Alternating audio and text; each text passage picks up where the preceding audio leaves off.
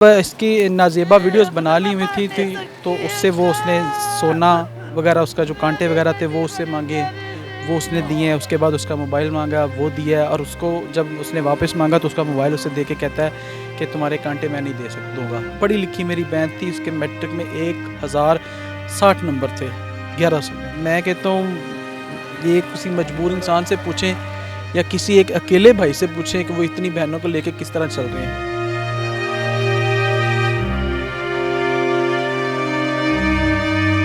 At the end वो पैसे मांगता रहा उससे। हमारे घर में पैसे मौजूद नहीं थे। पैसे ना होने की वजह से उसने कहा कि मैं आज तुम्हारी वीडियोस अपलोड कर दूंगा। उसने कहा नहीं तो मेरे सामने सुसाइड करो वरना। क्या तेनों ना एक बारी मेरा कोई काम पहले औखा है तो फिर मैं तेनों ये रवाम नहीं तो आपकी पूरी जिंदगी याद रखेंगी। अकेले भाई? मैं अकेला भाई हूँ, मेरी 6 बहनें हैं और ये मेरी जो बहन थी ये तीसरे नंबर पे थी।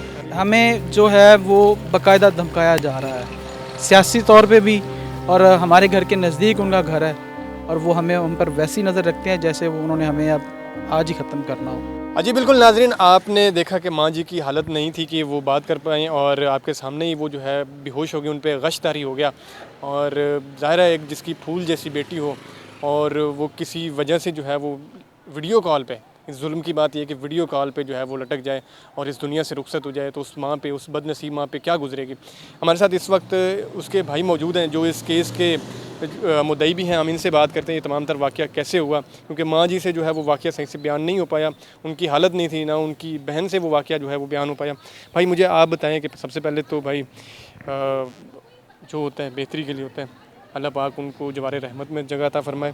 ये बताएं कि ये तमाम तर वाक़या जो है वो कैसे पेश आया और वो जालिम शख्स कौन था, उनका आपके साथ क्या रिश्ता था और किस तरह जो है वो देखता रहा उस लड़की को कि वो लटक रही है और वो फिर भी जो है वो खामोश रहा और देखता रहा। ये वाक़या कुछ इस तरह पेश आया क्योंकि मैं लाहौर में था पिछले 5 दिनों से और मैं अपनी दूसरी गाड़ी मेरी उसका एक्सीडेंट हुआ तो उसके मसले में मैं इधर था। तो उसके बाद ये हुआ कि घर से कॉल आती है हमें। 5वें दिन मेरी वालिदा मेरे पास आती हैं, उनकी मेडिसिन लेने के लिए मैं क्लिनिक पे खड़ा हूँ और पीछे से कॉल आती है कि जो आपकी बहन है बरीरा उसका उसने सुसाइड कर लिया है और वो भी उसने वीडियो कॉल पे की है और सामने मोबाइल भी पड़ा हुआ है, उसकी वीडियो बनाई गई है, वो सारा कुछ है। उसको मतलब 7 घर था उसका, उस लड़के का एक घर छोड़ के दूसरे वाला घर है उसका, उस लड़के का। वो आके कह भी सकता था कि वो सुसाइड कर रही है। इनफैक्ट उसने 11:15 पे की है और जो अब हमें पता चल रहा है 1:30 हो चुके हैं। आप तब लाहौर थे? मैं लाहौर था और मेरी वालिदा भी लाहौर में मौजूद थी मेरे साथ ही। खुद को कैसे मजबूत करके लाहौर से आपको एक मैं कहता हूँ ये किसी मजबूर इंसान से पूछें या किसी एक अकेले भाई से पूछें कि वो इतनी बहनों को लेकर किस तरह चल रहे हैं दुनिया में। आप अकेले भाई? मैं अकेला भाई हूँ, मेरी 6 बहनें हैं और ये मेरी जो बहन थी ये तीसरे नंबर पे थी। 6 बहनों का एक भाई, उस पर क्या गुजरी होगी जब उसको पता चला होगा कि उसकी फूल जैसी बहन जो है वो दुनिया से रुखसत हो गई है। फिर भाई क्या हुआ? फिर घर से कॉल आई है, मैंने अपनी वालिदा को गाड़ी में बिठाया, वो इसी तरह गश खा के गिर गई थी और उसके बाद मुझे अपने वालिद को मैंने फ़ोन किया, वो भी लाहौर में मौजूद थे, वो सियालकोट से आए थे। तो वो भी सिर्फ सिस्टर घर में सिर्फ एक मेरी ये छोटी बहन और एक जो थे बड़ी थी वो मौजूद थी, उसके अलावा घर में कोई मौजूद नहीं था।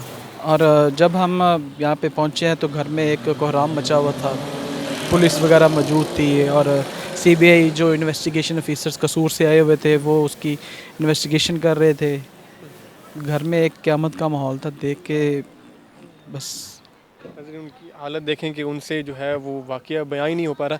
भाई मुझे ये बताएं कि पुलिस इस वक्त आपके साथ कोऑपरेट कर रही है? पुलिस कोऑपरेट नहीं कर रही क्योंकि मैं एफआईआर कटवाने गया हूँ उससे अगले दिन, बल्कि एफआईआर क्या कटवाने गया हूँ, मैं घर में मौजूद था, मैं अपनी बहन की लाश को पोस्टमार्टम के लिए लेके जा रहा हूँ। पीछे से जो है वो मेरे वालिद जो हैं मेरे साथ में बहनोई हैं वो गए हैं उनके साथ थाने में एफआईआर के लिए, लेकिन उधर एफआईआर कटाने की बजाय वो उन्होंने मिल के उनके स्टाम्प करवाया कि आप हमसे सुलह करें। एक वकील उनका आता है, वो कहता है लियाज खान उसका नाम है, उसी शहर से है, वो कहता है कि मेरी भी गवाही इसमें ऐड करें, हम इसको सुलह कर लेते हैं। पहली तो बात ये है कि हम सुलह किस बात की कर रहे हैं। एसएचओ आपको कह रहा था सुलह करें? एसएचओ उसके बाद से काउंसलिंग हमारी कर रहा है कि आप सुलह कर लें, इस मामले को जितना आप हाईलाइट करेंगे आपकी इज़्ज़त उतनी नीलाम होगी। मैंने कहा हमारी इज़्ज़त जितनी नीलाम होनी थी वो हो चुकी है, अब वो वापस 3 दिन तक उन्होंने हमारी एफआईआर नहीं काटी। एट द एंड मैं जब डीपीओ के सामने पेश हुआ, वहाँ से मैंने इनको कॉल गई है, फिर उन्होंने हमारी दरख्वास्त जो है ना वो एफआईआर में कन्वर्ट की है, और उसके बाद भी उसको वो शाहाना प्रोटोकॉल दे रहे हैं, उसका खाना जा रहा है, उसके डेली कपड़े चेंज हो रहे हैं, उसको एक कमरा दिया हुआ है, और उसका जो वालिद है जिसके नाम पे एफआईआर मैंने काटी हुई है, वो बंदा बाहर है, वो बाहर घूम फिर रहा है बगैर किसी बेल के। उसके वालिद, उसका नाम भी उसमें शामिल है, और मुलजिम को भी शाहाना प्रोटोकॉल दिया जा रहा है जेल के अंदर ही। बगैर किसी ज़मानत के वो बंदा कैसे बाहर घूम फिर रहा है? उसको गिरफ्तार नहीं किया गया अभी तक नहीं किया गया। मरीम नवाज़ तो कहती हैं ख़वातीन जो है मेरी रेड लाइन है, लेकिन कातिल जो है यहाँ पे बाहर घूम फिर रहा है, और जो जेल के अंदर है वो शाहाना लाइफस्टाइल वहाँ पे गुजार रहा है। भाई अगर आपके साथ पुलिस कोऑपरेट नहीं कर रही तो फिर आप क्या करेंगे?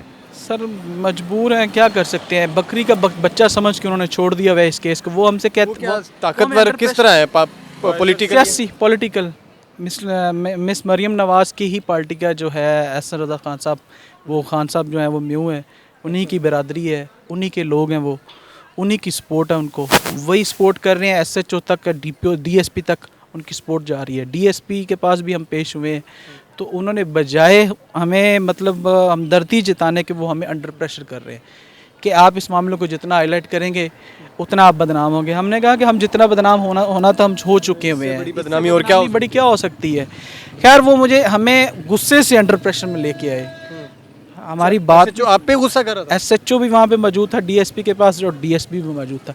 डीएसपी और एसएचओ दोनों मिल के हमें अंडर प्रेशर कर रहे थे। दूसरी पार्टी सामने बैठी हुई है, उन्हें चाय पेश की जा रही है, उन्हें खाना खिलाया जा रहा है, और हमें वहीं पे दबाया जा रहा है। जुल्म देखें कि कातिल को प्रोटोकॉल दिया जा रहा है, उसको चाय पेश की जा रही है, और उसी के सामने मकतूल को जो है वो अंडर प्रेशर किया जा रहा है कि आप सुलह कर लें।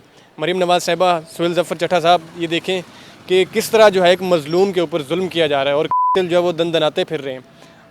ये अच्छा भाई, आप मरीम नवाज़ को और आईजी पंजाब को क्या दरख्वास्त करना चाहेंगे? मेरी मरीम नवाज़ साहिबा से और आईजी साहब से मेरी अपील है कि हमें इंसाफ दिलाया जाए।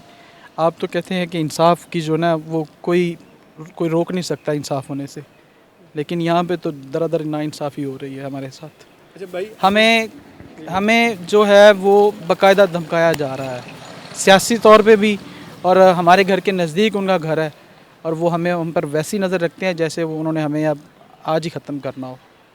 कुछ इस तरह का सीन हमारे साथ चल रहा है। आखिर में मेरा एक सवाल है कि वो आपकी बहन से क्या चीज़ हड़पता रहा है? क्योंकि जो आप चैट मुझे बता रहे थे और दिखा रहे थे उसमें कोई कांटों वगैरह का जिक्र था, वो क्या था मामला? उसने जब इसकी नाजेबा वीडियोस बना ली हुई थी तो उससे उसने सोना वगैरह, उसका जो कांटे वगैरह थे वो उससे मांगे, वो उसने दिए हैं। उसके बाद उसका मोबाइल मांगा, वो दिया है, और उसको जब उसने वापस मांगा तो उसका मोबाइल उसे दे के कहता है कि तुम्हारे कांटे मैं नहीं दूँगा। अच्छा, मैंने किस चीज़ के थे? मोबाइल, उसके कांटे किस चीज़ के? गोल्ड के थे? गोल्ड के कांटे थे उसके। उसने वो बेच के मोबाइल लिया है। कितना तोला था? तकरीबन वो 1.5 तोला 2 तोले सोना था उसका, जो उसके पास था, अम्मी का भी और अपना भी, और ला के उसने सारे पैसे लिए। एट द एंड वो पैसे मांगता रहा उससे। हमारे घर में पैसे मौजूद नहीं थे। पैसे ना होने की वजह से उसने कहा कि मैं आज तुम्हारी वीडियोस अपलोड कर दूंगा। उसने कहा नहीं तो मेरे सामने करो, वरना बस उसको उसने इतना मजबूर कर दिया कि वो इस हद तक कदम उठाने पे मजबूर होगी। पढ़ी लिखी मेरी बहन थी, उसके मैट्रिक में 1060 नंबर थे 1100 में। उसने मेडिकल फील्ड में जाना था। जी बिल्कुल नाज़रीन, ये बड़ा अफसोस दे लम्हा है कि मेरी आला हुकाम से दरख्वास्त है कि इनको जल्द से जल्द जो है वो इंसाफ की फ़राहमी दी जाए, क्योंकि ये लोग जो है वो दर बदर की ठोकरें खा रहे हैं। ये कसूर से आके, लाहौर में आके जो मीडिया पर अपनी आवाज़ उठाने की कोशिश कर रहे हैं और मरीम नवाज़ तक अपना पैगाम पहुँचाने की कोशिश कर रहे हैं। मेरी आप सब लोगों से भी इल्तमास है कि इस वीडियो को ज़्यादा से ज़्यादा जो है वो शेयर करें, और हमारी IG पंजाब और मरीम नवाज़ से दरख्वास्त है। मरीम नवाज़ साहब, आप तो कहती हैं औरतें जो है वो मेरी रेड लाइन है, और मैं औरतों के ख़िलाफ़ कुछ भी नहीं सुनूंगी, और उनके साथ ज़रा भी ज़्यादती हुई तो मैं उनको इंसाफ फराहम करूँगी। मरीम नवाज़ साहबा, अब ये आपके लिए इम्तिहान है कि एक फूल जैसी बेटी को और एक बहन को किस तरह जो है वो आप इंसाफ फराहम करेंगी। इसी के साथ अपने मेज़बान अमरेज़ हज़र को दीजिए इजाज़त। अल्लाह ने